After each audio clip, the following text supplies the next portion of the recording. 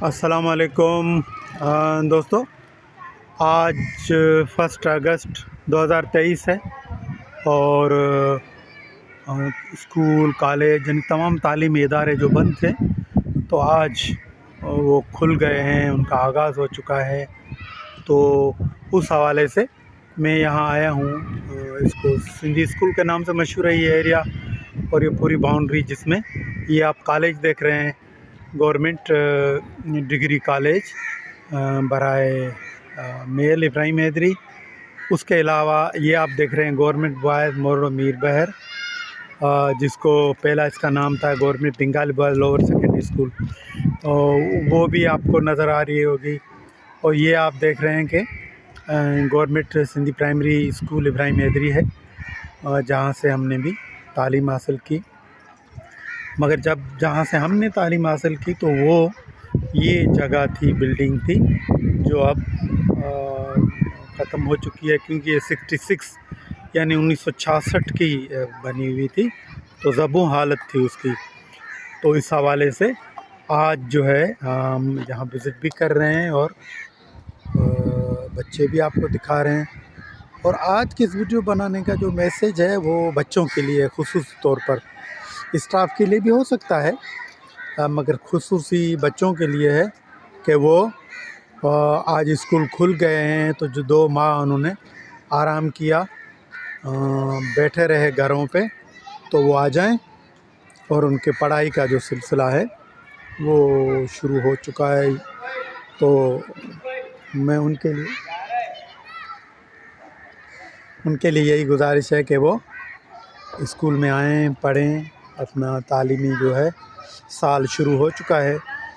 اس کے ساتھ ساتھ ایک اور میسیج جو آپ کو خصوصی آج دینا ہے، تو وہ میسیج یہ ہے کہ